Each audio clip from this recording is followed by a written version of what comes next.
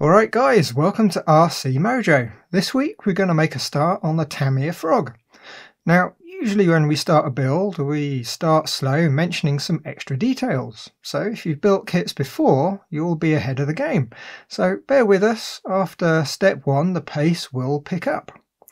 The first thing you should be doing is, before you start building, go through the manual and have a good look at all the diagrams and get a feel for how things go together. Have a sit on the sofa and read through it. You'll be less likely to miss things later if you have a bit of a mental picture of the build. Right, the first thing in the manual is the info on what we'll need to build the kit. We've got the radio gear, speed control, servo, battery, and they even mention a battery charger. All good stuff. We've already had a quick look at all the bits I've got for this kit in the first video. Next, it shows the paint. All you really need for this one is a couple of suitable rattle cans and some nice masking tape. At the bottom, they list some tools. Generally, with Tamiya, all you need is a couple of sizes of Phillips, or better yet JIS, some side cutters, sharp knife for the shell, and some nice beefy pliers. Other tools, like some tweezers, can come in handy, but you can get away without. On the right hand page, there's some nice warning cartoons and a couple of radio setups, all nice and clear and easy to follow. Here we are then at step 1. We know it's step 1 because at the top left of the diagram is the step number. To the left is a list of the small parts we need. Again, it's numbered to match the diagram. Also, the small parts are all actual size. You can hold the parts up against the diagrams to check them out. What we do to start is collect together all the plastic parts. Each part on the diagram has a part number. The first half of the chassis is A2. That means the part is part number 2 on the A parts tree. Usefully, they've broken the A tree into 2 bits, so it's not the best example, but on the top corner you can see this is the A tree. This chassis half is number 6, which we'll still need, but it's not the one we're looking for. We need A2. On the other half of the A tree, helpfully also marked with an A, if we look around the chassis half, we find a number 2, so this is the half we want. To remove the part from the tree, we use some side cutters, using the flat side tight against the part, so we trim it nice and flat so there's no sharp bit sticking out. The next part is A5, the battery door. The same thing applies. We know it's on the same A parts tree, and as often happens, it's really quite obvious which part it is. Don't get complacent though, always check the numbers. Every so often you'll come across similar looking parts that aren't quite the same. We'll also need the front servo mount from the A tree, A8, the funky round 8-shaped brace, C3, and of course we'll need the other chassis half, which I'll bring in when we need it, and lastly there's C14, the rear servo mount, but I think I was too excited to be building a new kit, so I missed it on the diagram. We'll dig that out when we need it, along with the front bumper mount. For the screws, each one has its own part number. The first ones we need are 4 large self-tappers with the number BA2. That means we're going to find them in bag A. To keep things organised, some pudding pots are very useful. We just cut the bag open and pour the contents in. The second screw is BB4, which of course we're going to find in bag B. So again, we'll pour that into another pot and fish out 2 M3x10s. Next we have the chassis spacers and aluminium tubes. The part numbers both start with MR. Unfortunately there's no bag marked with MR, but you can still find them easily enough just by looking in the bags. They're obvious enough so you really can't miss them. We'll take the tube from the big bits and put the rest in a larger pot so nothing can roll away. From the small bag we're going to need the spacers, and the rest can go in yet another pot. Right, we're going to start by fitting the 8-shaped brace. It's got holes to locate in, so it's just a case of attaching it with 2 of the self-tappers. When putting things together that are going to have to line up with something else, it's a good idea not to do them up all the way at first. We want to leave them a little bit loose, so when you fit the other half of the chassis, everything can find its position without getting stressed. Once everything's loosely together, then we can nip everything up. Next, on the very top of the chassis, which is on the bottom of the diagram because it's upside down, we need to fit the aluminium tube with an M3 screw. Again, we're going to leave it a bit wobbly just for the time being. The front servo mount is just a press fit, but it does have a notch that fits around a bit that sticks up inside the chassis. This is where we want to be 100% sure we've got it the right way round by matching it up with the diagram. There's almost always something in the diagram that will clearly show which way round things want to go. The small metal spacers go in next. One half of them is hex-shaped and the other half is round. If you look in the holes in the front of the chassis, A2 has hex holes, so it's clear which way round they go. Plus, we can double check with the diagram. Now we're going to need the other chassis half, A6, the rear servo mount C14, and the front bumper mount H1. The rear servo mount is just a press fit like the front, but this time there isn't anything to lock it in position. It's designed so it can slide up and down to adjust for different size servos. Not so much of a problem these days, as standard servos are all pretty much the same size. Right at the front we need to slot in the bumper mount, which is where things get interesting. It's a loose fit, which on its own wouldn't be a problem, but when we add the battery door, which is also a loose fit, it does get a bit tricky to get everything lined up with the other half of the chassis. The wobbly bits are just far enough apart that you can't hold them both at the same time. I found you can squeeze up the front of the chassis, then slot the battery door in before squeezing up the rear. Now we just need to pop in the last 3 screws as a mirror image of the other side, the 2 self-tappers into the 8-shape brace, and the M3 into the aluminium tube. This time we can do them up fully on both sides, bringing the halves together. While we're still in step 1, we might as well get the steering servo out and adjust the rear mount. It's going to be easier to do it now while access is still easy. All we need to do is pop the servo in between the mounts, squeeze up the rear mount of the servo, then back it off just enough that we can lift the servo out. And that then is step 1 in all its detail. With the build basics out of the way, we're going to change gear and get stuck into the rest of the build. Step 2, the front arms. Now, I'm not sure I'd call these bits arms, but that's what the manual says. Unlike most Tamiya kits, there's quite a few metal parts. They're not super posh machine parts, but it'll make a nice change from the usual sea of black plastic. Right, we're going to need 2 monster lock washers, the 2 front arms, which are the small brackets, the 2 front suspension arm stays, 2 M3x10 cap heads. From bag C we need 2 3mm spring washers, and from bag D we need 2 M3 nylock nuts. To assemble we need one of the cap heads, and we pop a spring washer over the threads. That then goes into one of the front arms, and on the back of that we want one of the big lock washers, followed by the arm stay, then a nut on the inside.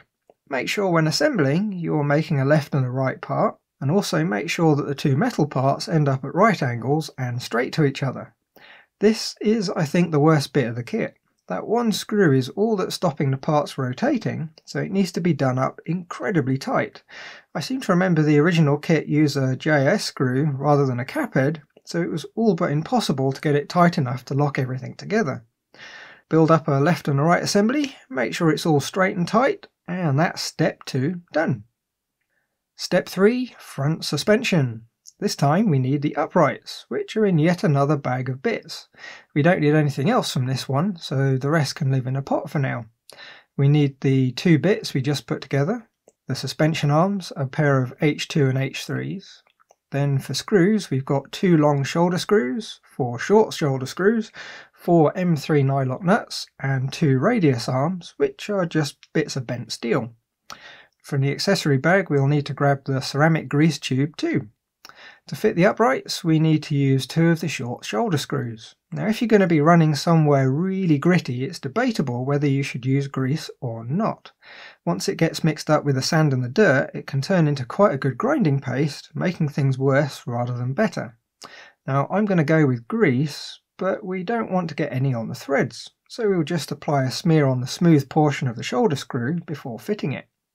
Thread one in a few turns, then flip the assembly over and thread in the other. When both the screws are loosely in, then go around and tighten them up fully. There's quite a bit of vertical play in there, so we might have to shim it when we start looking at mods. Something like a 0.5mm shim above and below would probably do the trick. Next the arm goes in. On the top we use an H3, one of the short arms, which we attach with one of the long shoulder screws and a nylock nut. This time I'm not going to use any grease, as it's going to be plastic rubbing on metal, so the wear shouldn't be too bad. It looks like Tamiya have the clearance just right as usual. We can do the nut up all the way and everything still moves nice and smoothly. Now the bottom arm uses a radius arm to pivot on, again with an M3 nylock to attach it. This time you can't just do the nut up all the way, we need to make sure that there's just a little bit of clearance so everything can move without binding. It would also be worth checking it again once the loop at the end of the radius arm is attached to the chassis. Build up the other side as a mirror image, and that's the front suspension ready to fit.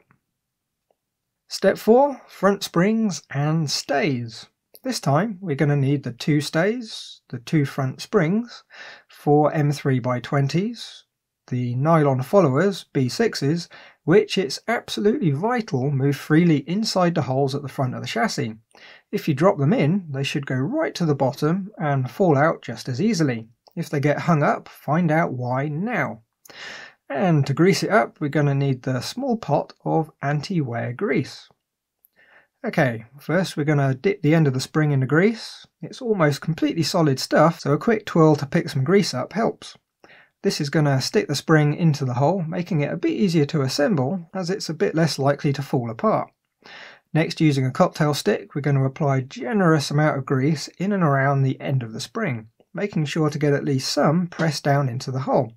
It doesn't matter how far down it goes, just make sure there's some below the level of the surface. Now we can pop a follower on the end of the spring and clean up the excess. Don't worry about coating the outside of the follower. Once the suspension compresses a few times, the grease is going to find its way to everywhere it needs to. Now the stay goes on over the top of the follower, getting attached with 2 of the long screws. For now, just take up the slack, just enough so it comes into contact with the follower. Repeat on the other side, then tighten up the 4 screws a couple of turns at a time to draw the front of the chassis together. Once the halves meet, give the screws a good torque down. When done, the front of the chassis should feel completely solid and stiff. And more importantly, if you press the ends of the followers, they should go in and out very smoothly. Okay, step 5. Attaching the front suspension. Now this is a simple one. We just need 4 of the long shoulder screws and 4 M3 nylock nuts. As long as you've built the 2 suspension assemblies correctly, everything should pretty much just fall into place. All we do then is offer up the assembly to its side of the chassis and insert 2 of the shoulder screws. Then on the back, spin on the 2 nuts. Access is a little bit tight, there's not really enough space for the cross wrench. But as long as you're careful, you can use some pliers to grip the nuts. Parallel jawed pliers are ideal, but a regular pair with chunky jaws will work too. Just like the shoulder screws we fitted to the outside of the arms, we can tighten the nuts up all the way without any worry about anything binding. Repeat on the other side, and that's the front suspension working. You should find after a couple of strokes, everything should feel very smooth. It's just a case of getting the grease to spread around a bit. It's a really clever setup. There's no giant external dampers and mounting plates. It looks nice and slick. The only downside, of course, is there's no real damping at all. Just the sticky grease, which really won't do much. You can get aftermarket upgrades for proper dampers, but I think it kind of misses the point of building a frog. If I wanted to build a high-performance buggy with oil dampers, I would have got a different kit. One more step to do, I think, since after step 6 we start on the gearbox. We're going to fit the front bumper. For this one we're going to need 2 of the black self-tapping shoulder screws, 2 3x12 self-tappers, 2 4mm washers, a single 3x15 self-tapper, and 1 of the silver body mount screws. On top of that there's the nylon bumper and the fiberglass reinforcing tongue. First we'll screw in the body mount screw. It goes into the post in the bumper mount. The cross wrench works, but it does get tough going beyond halfway. Some pliers for a little bit of extra leverage helps quite a bit. As per the diagram, we need to thread it in until the smooth portion is level with the plastic. Next we pop a washer onto the shoulder screws and fit through the loops on the radius arms to the bumper mount. This is another area where we can do some mods, as it's going to be a bit rattly. Once the screws are in, double check the nuts on the other end of the radius arms to make sure there's a little bit of clearance so nothing's under stress. Now we can flip the chassis over, offer up the bumper and the tongue, and fit the 3 self-tappers. The shorter ones go in the outer holes and the long one goes through the front of the tongue. And that then is the front end done. I think it's a rather nice looking setup. It's not going to be up to the performance of a modern buggy, but it looks way tougher and more purposeful, nice and chunky. Next time on the Frog, it looks like we've got the gearbox to be getting on with. There's a couple of quirks to it, and a couple of gotchas if you're not paying attention.